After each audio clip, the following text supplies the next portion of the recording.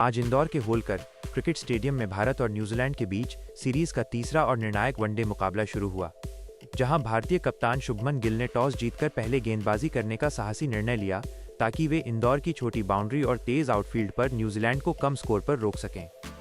New Zealand की पारी की शुरुआत विनाशकारी रही, क्योंकि पहले ही ओवर में गेंदबाजी करने आए अर्शदीप सिंह ने अपनी लहराती हुई स्विंग होती गेंदों से कीवी शीर्ष क्रम को पूरी तरह झोर कर रख दिया।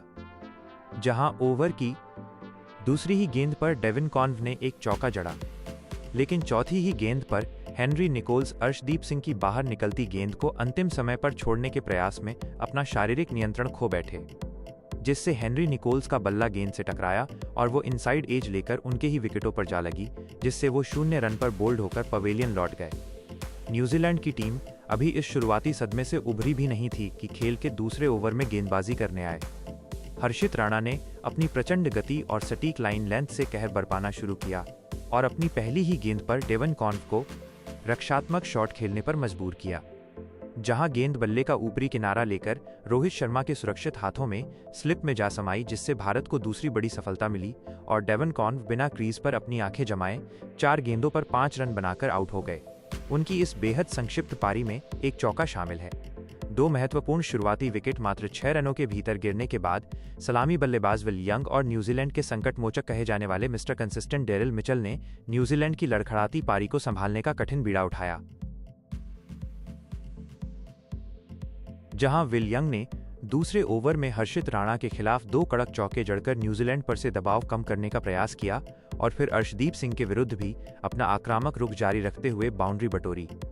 विल यंग आज बड़ी पारी खेलने के इरादे से आए थे और उन्होंने हर्षित के खिलाफ एक गगनचुंबी जड़कर अपने खतरनाक तेवर दिखाए, लेकिन खेल के 13वें ओवर में वो अपनी एकाग्रता को स्थिर नहीं रख सके, जिससे विल यंग हर्षित राणा की एक बाहर की ओर जाती गेंद पर कट शॉट खेलने के प्रयास में रविंद्र जडेजा को बैकवर्ड पॉइंट पर एक शानदार ड्राइविंग कैच थमाने के कारण 41 गेंदों पर 30 रन बनाकर आउट हो गए। उनकी इस पारी में 5 चौके और एक शामिल है। विल यंग के आउट होने के बाद न्यूजीलैंड की टीम 52 रनों पर 3 विकेट खोकर मुश्किल में थी। तब डेरिल मिचेल का साथ देने के लिए विस्फोटक बल्लेबाज ग्लेन फिलिप्स मैदान पर उतरे और इन दोनों ने मिलकर भारतीय स्पिनरों विशेषकर खेल के 15वें ओवर में पहली बार गेंदबाजी करने आए कुलदीप यादव के खिलाफ एक सोची समझी रणनीति के तहत जवाबी हमला शुरू किया।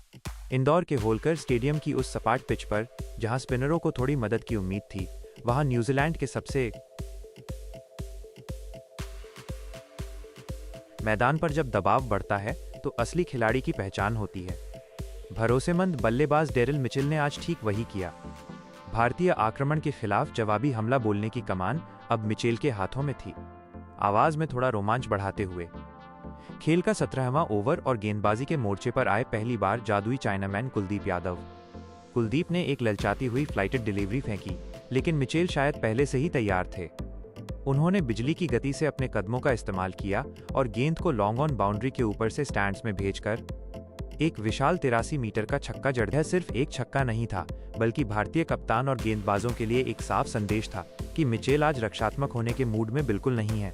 मिचेल की इस आक्रामकता ने कुलदीप को अपनी लाइन और लेंथ बदलने पर मजबूर कर दिया। इसी बीच मिचेल और ग्लेन फिलिप्स ने विकेटों के बीच अपनी चीते जैसी दौड़ से स्ट्राइक रोटेट करना शुरू किया। भीषण गर्मी में भारतीय फील्डरों को थकाते हुए न्यूजीलैंड का स्कोर बोर्ड अब धीरे धीरे मगर मजबूती से आगे बढ़ रहा था। मिचेल और फिलिप्स, न्यूजीलैंड के इन 2 अनुभवी योद्धाओं ने आज मध्य ओवरों में भारतीय रणनीतियों के खिलाफ सूझबूझ और संयम की एक बेहतरीन मिसाल पेश की है। खेल का 24वां ओवर कप्तान शुभमन गिल ने गेंद युवा ऑलराउंडर नीतीश कुमार रेड्डी को सौंपी, लेकिन कीवी बल्लेबाज डेरिल मिचेल के इरादे कुछ और ही थे। जैसे ही नीतीश ने शॉर्ट पिच गेंद डाली, मिचेल ने उसका भरपूर फायदा उठाया और मिड विकेट के ऊपर से एक प्रलयकारी गगनचुंबी छक्का जड़ दिया। इस कड़क शॉट के साथ ही न्यूजीलैंड का स्कोर 100 रनों के मनोवैज्ञानिक आंकड़े के पार जा पहुंचा, जिसने भारतीय खेमे में चिंता की लकीरें खींच दी। थोड़ा दूसरे छोर पर खड़े विस्फोटक ग्लेन फिलिप्स ने भी मिचेल का बखूबी साथ निभाया।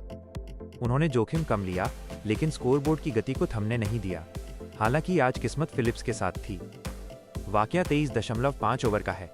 नीतीश कुमार रेड्डी की 127 किलोमीटर प्रति घंटे की रफ्तार वाली एक बैक ऑफ लेंथ गेंद पर फिलिप्स ने शक्तिशाली पुल शॉट खेलने की कोशिश की। गेंद बल्ले का ऊपरी किनारा लेकर हवा में काफी ऊंची उठ गई। आवाज भारत के सामने 338 रनों का लक्ष्य।